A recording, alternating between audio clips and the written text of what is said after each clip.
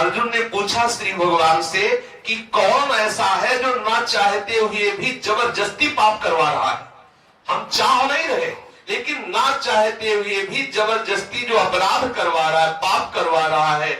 उन लोग कह देते कि हमें पता भी नहीं चलता हमसे ऐसा कैसे हो गया, हम चाहते नहीं थे फिर भी हो गया, हम जानते ये गलत हुआ लेकिन फिर भी हो गया, तो ये कौन है जो आपसे जबरदस्ती करवा रहा है। तो श्री भगवान ने कहा वो काम रूपी दुश्मन है, काम। इसी जन्म में परमानंद का अनुभव करना चाहते हैं तो इस नित्य वैरी काम को मारे। अब पता चला कि दुश्मन काम इसको मारना है, तो अब इसको मारा कैसे जा सकता है, ये रहता कहां है।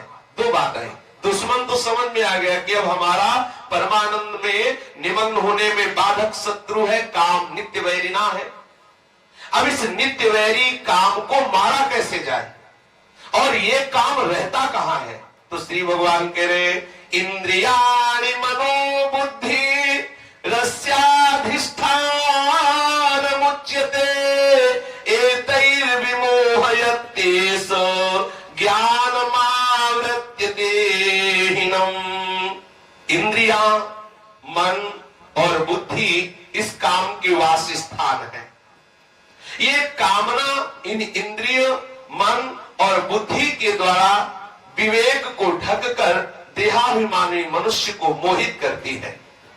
ये जो काम है कहां कहां रहता है, बोले इसके 5 स्थान हैं। एक है पदार्थों में, दूसरा है इंद्रियों में, तीसरा है मन में, चौथा है बुद्धि में और पांचवा है माने हुए अहम में। मैं स्त्री हूं, मैं पुरुष हूं, मैं करता हूं, मैं भोगता हूं। ये जो अंदर मैं स्फुरित होता है, क्रिया को स्वीकार करने वाला जो करता है, भोगों को स्वीकार करने वाला जो भोगता है, भोगता जीव नहीं है। अंतःकरण के अहम धर्म को स्वीकार करने के कारण वो जीव कहा गया है। यद्यपि वो कर्ता भोगता नहीं है, पर अविद्या के कारण वो अंतःकरण धर्म को अपने में स्वीकार कर लेता है, इसीलिए वो बंधन को प्राप्त हो गया है। पदार्थों में ध्यान देने का विषय, पदार्थों में, इंद्रियों में, मन में, बुद्धि में और माने हुए अहम में, इतनी जगह काम का वास बताया गया है। 5 स्थानों में देखने पर भी काम वास्तव में मुख्य स्थान उसका अहम है, माना हुआ अहम, उसी अहम में ये वास करता है।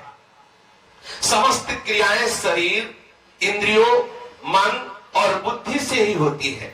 ये चारों कर्म करने के साधन है। यदि इनमें काम रहता है तो पारमार्थिक कर्म होने ही नहीं देता। मुख्यस्तु समस्त क्रिया शरीर से, इंद्रियों से, मन और बुद्धि से होती है। अगर मन, बुद्धि, शरीर और इंद्रियों में ही काम होता तो परमार्थिक क्रियाएं हो ही नहीं सकती थी, क्योंकि काम उनको आगे बढ़ने ही नहीं देता। मुख्यस्तु काम रहता है मैं में, अहम में। जो शरीर को मैं स्वीकार किए हुए हैं, जो अपने को भोक्ता मान रहे हैं, जो कर्ता मान रहे हैं, उसी में कामना होती है। अगर मुख्यस्तु अहम की शुद्धि हो जाए, अंतःकरण में जो अहम धर्म है वो निष्काम हो जाए, तो मति निष्काम हो जाएगी, मन निष्काम हो जाएगा, इंद्रियां निष्काम हो जाएंगी, किसी भी तरह की कोई हृदय में अशांति, दुख नहीं रहेगा। मुख्यस्तु अहम को सुधारना है। इसीलिए गोस्वामी तुलसीदास जी ने कहा बिगड़ी जन्म अनेक की अब वही सुधरे आज। मुख्य बात समझिए, और इसीलिए कहा कि बिगड़ी जन्म अनेक की अब ही सुधरे आज, अभी इसी क्षण सुधर सकती। क्या बोले, हो राम को जो तुमने अपने को शरीर का और संसार का मान रखा है, इसको अभी हटाओ और अभी आप अपने इष्ट को स्वीकार करो कि हे नाथ, जैसा भी मैं हूं आपका हूं। जैसे प्रभु कहते ममई वांसो, तू मेरा है, तो आप बोलो श्री कृष्ण मेरे हैं, मैं श्री कृष्ण का हूं। जगत में कामना ही एकमात्र बंधन है, दूसरा कोई बंधन नहीं है।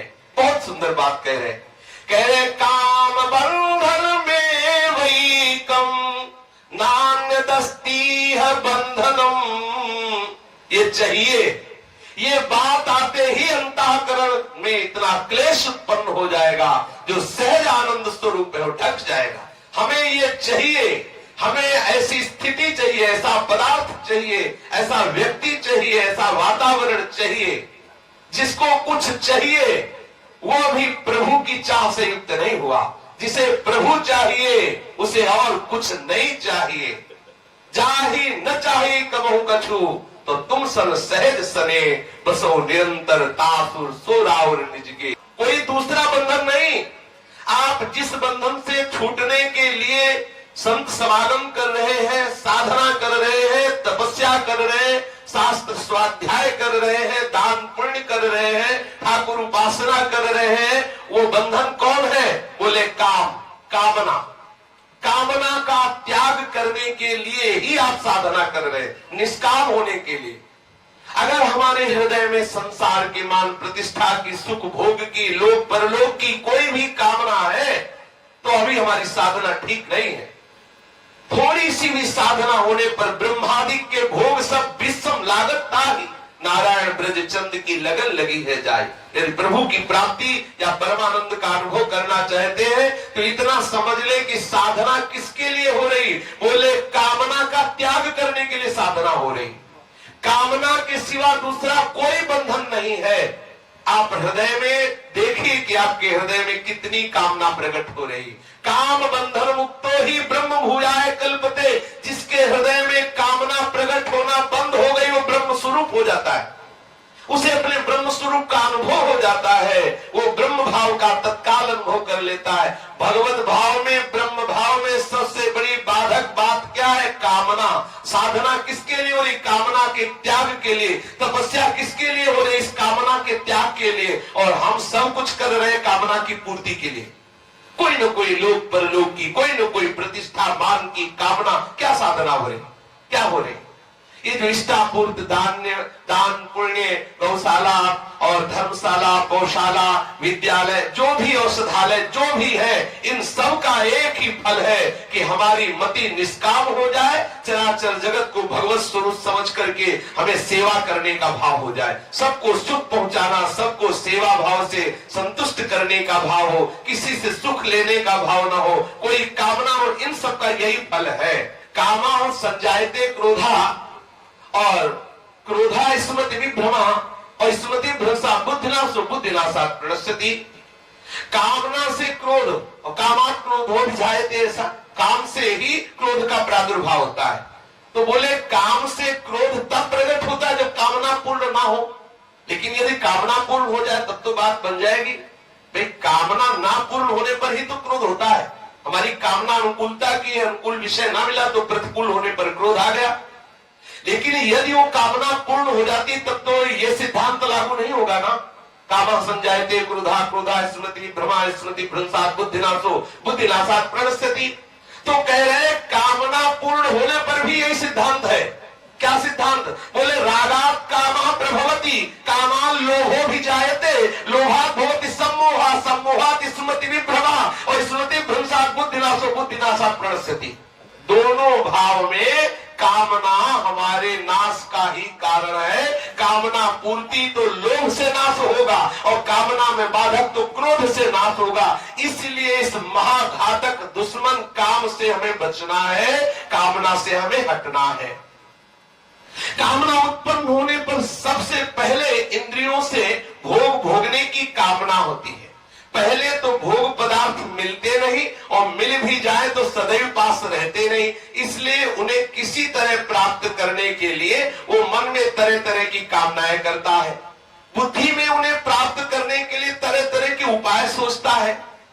इस प्रकार कामना पहले इंद्रियों को संयोगजन सुख के प्रलोभन में लगाती है। कामना प्रकट हुई, इंद्रियों में चंचलता हुई, और भोग जिस भाव की कामना है, जिस शब्द स्पर्श रूप रस गंध की कामना है, उसके लिए इंद्रियां चंचल हो गई, संयोगजन सुख के प्रलोभन में लग गई इंद्रियां। बोले गुलाब जामुन, आहा, बात आते ही रसेंद्री में पानी आ गया। अब बुद्धि निश्चय करने लगी कैसे मिले गुलाब जामुन। अब हलचल शुरू हो गई हृदय में। ऐसे ही जिस भी विषय की कामना होती है, उस विषय के भोगने के लिए इंद्रिय में जो चंचलता होती, कितना अशांति, कितना क्लेश, वो सुख का प्रलोभन देकर के कामना उसे जलाती है। फिर इंद्रियां मन को अपनी ओर खींचती है, और उसके बाद इंद्रिय और मन मिलकर के बुद्धि को अपनी ओर खींचते हैं।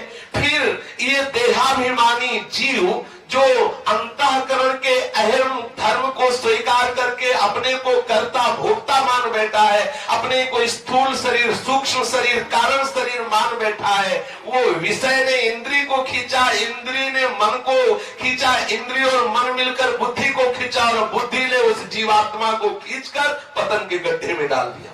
ये दुर्दशा हमारी हो रही है कामना के कारण। जीव हर साधन करके स्वाप्निक संसार को ही पाना चाहता है, जहां सुख नहीं उसी दुखालय में जाना चाहता है। यही अंतःकरण की अपवित्रता का स्वरूप है कि वो कामना का त्याग नहीं करना चाहता, कामना का नाश नहीं करना चाहता, वो कामना करके अपना नाश करवाना चाहता है। यही आशीर्वाद मांगता है।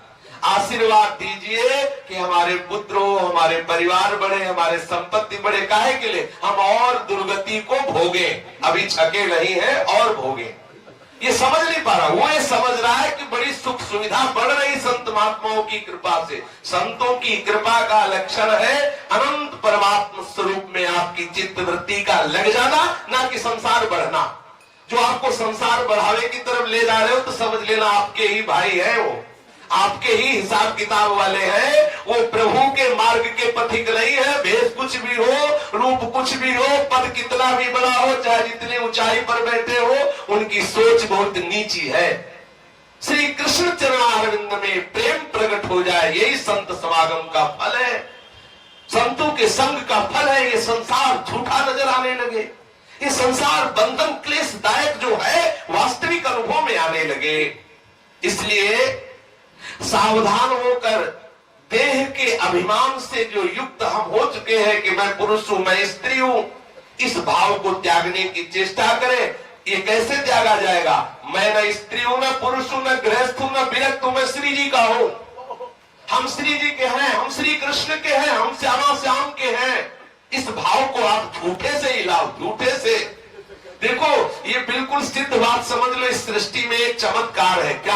आप किसी से रोज बोलो मैं आपको प्यार करता हूं, आप देखो एक दिन आप जी नहीं पाओगे उसके बिना। झूठ से बोलो मैं आपसे प्यार करता हूं, आपसे प्यार करता हूं, एक दिन आएगा कि आप उसके बिना जी नहीं सकते। झूठे से इस सृष्टि में करके देखो। आपको रुचे ना, लेकिन आप कोई व्यसन जैसे करते हैं लोग, पहले नहीं रुचता फिर उसके बिना जी नहीं सकते। आप झूठे से बोलो हे प्रियालाल मैं आपका हूं, हे प्रियालाल मेरा कोई नहीं सिर्फ प्रियालाल। आप झूठे से बोलो, एक दिन जी नहीं पाओगे इनके बिना। आप कह के तो देखो, आपको लगता है केवल कहने से हो जाएगा केवल कहने से। आप कहना तो शुरू करें। वाणी तो समर्पित हुई, कहने से क्या हुआ? वाणी समर्पित हुई। मैं श्यामा श्याम का हूं, श्यामा श्याम के सिवा मेरा कोई नहीं है। ऐसा यदि आप बोलते रहोगे तो आपके अहम धर्म में इसका प्रभाव पड़ेगा जाके। ये अहम धर्म से ही बंधा हुआ ये जीव है। मैं स्त्री हूं, मैं पुरुष हूं, मैं करता हूं, मैं भोगता हूं, इसी राग में बंधा हुआ, इसी जड़ता से अपना संबंध माने हुए नाना प्रकार के दुख भोग रहा है। इसलिए उठो और इस काम रूपी दुश्मन को मारो। शेष चर्चा की श्री राधा वल्लभ लाल की जय।